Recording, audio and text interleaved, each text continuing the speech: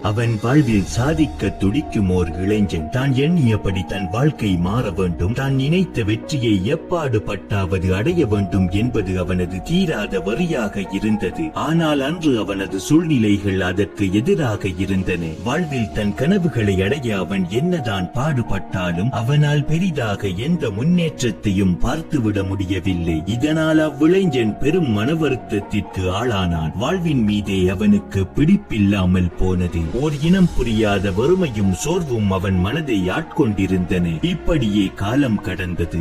ஒரு நாள் அந்த இளைஞன் தன் தாத்தாவோடு ஒரு காட்டு வழி பாதையில் நடந்து சென்று கொண்டிருந்தான். அப்பாதை முழுவதும் வானை தொடும் அளவிற்கு பிரம்மாண்டமான மரங்கள் வளர்ந்திருந்தன. அவற்றின் வளர்ச்சியையும் கம்பீரத்தையும் பார்த்து வியந்தபடி அம்மரங்களை பற்றி பல கேள்விகளை தன் தாத்தாவிடம் ஆச்சரியத்தோடு கேட்டவாறே அவன் நடந்து சென்று கொண்டிருந்தான். அப்போது அவனது கண்களில் ஒரு மரக்கன்று தென்பட்டது. ஓர் அடி உயரம் கூட வளராத அக்கன்று தனக்கு தேவையான சூரிய ஒளியும் நீரும் போதிய அளவு கிடைக்காமல் இலைகள் வாடியபடி உறுதியில்லாத தண்டுகளோடு பார்ப்பதற்கே பரிதாபமாக இருந்தது. அதன் இயலாமையையும் பல ராட்சச மரங்களிடையே அச்சிறு கன்று படும் பாட்டையும் அவதானித்த அவ்விளைஞனின் மனம் மேலும் வலிக்க ஆரம்பித்தது. அம்மரத்தை அவன் தன்னோடு ஒப்பிட்டு பார்த்தான். அவ்விடத்திலேயே உறைந்து நின்று அவன் சிந்தித்தான். என்னதான் நாம் வெற்றிக்காக கடினமாக உழைத்தாலும் போராடினாலும் அதன் நிழலை கூட நம்மால் தொட முடியவில்லை. ஆனால் சில மனிதர்கள் இப்படியான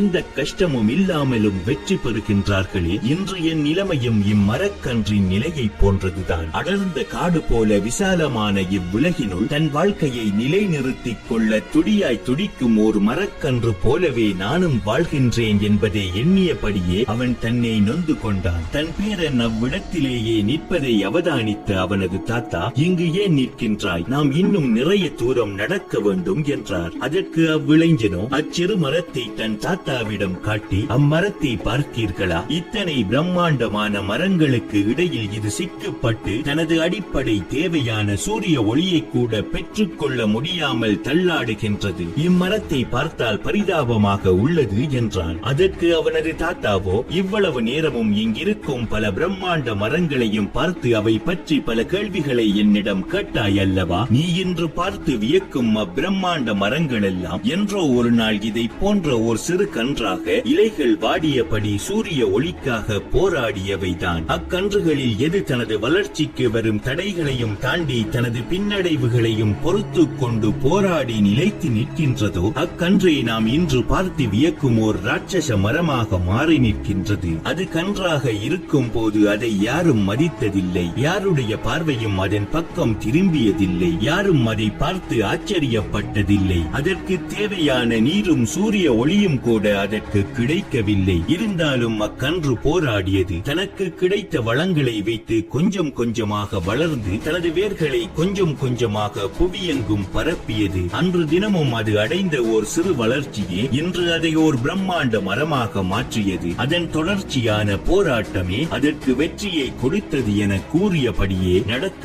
ஆரம்பித்தார். அதை கேட்ட அவ்விளைஞனின் மனதில் ஒரு அசைக்க முடியாத நம்பிக்கை பிறந்தது. அவனும் தன் இலக்கை நோக்கி தைரியமாக நடக்க ஆரம்பித்தான். அம்மரக்கன்று தனது போராட்டத்தை தொடர்ந்தது.